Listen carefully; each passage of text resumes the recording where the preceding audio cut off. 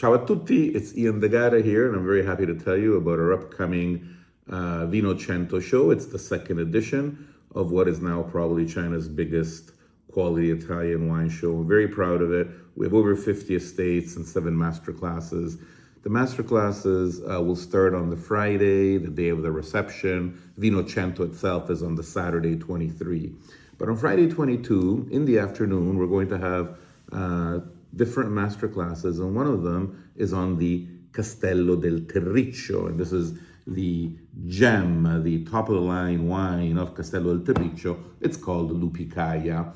Lupicaia is one of Italy's most famous super Tuscans, and really one of Italy's most famous and best red wines. We're very honored to have a huge vertical tasting of Lupicaia with us, like I don't believe has ever been done in China before, to the best of my knowledge. And we have some really old vintages, like, for example, this magnificent 2010. The Castello del Terriccio is located on the Tuscan coast, and it's a huge property, over 1,500 hectares, 65 of vineyards, 40 of olive trees. And it's been under the ownership of the noble Serafini Ferri family since 1921.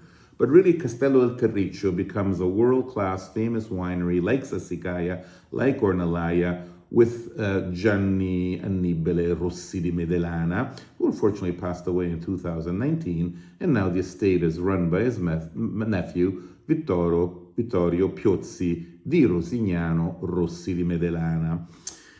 The estate makes many different wines. Lupicaia is their top wine, and this today is a blend of Cabernet Sauvignon, about 90%, and Petit Verdot, 10%. But in fact, when Lupicaia was first made back in 1993, it was a blend of 90% Cabernet Sauvignon and 10% Merlot.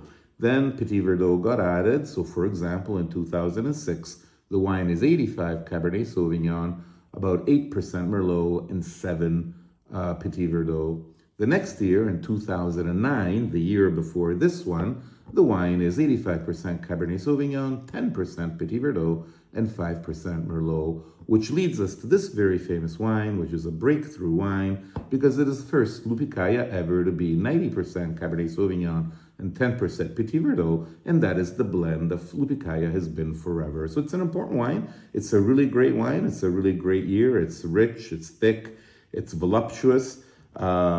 Vibrancy really isn't its most important feature. It's more about luscious, sweet fruit, a little bit like some really great Napa wines, and it's just a delight. I've had this wine many, many times when it first came out, and many, many years after that, because I used to live in Italy and Rome, and it was easy for me to get a hold of this wine.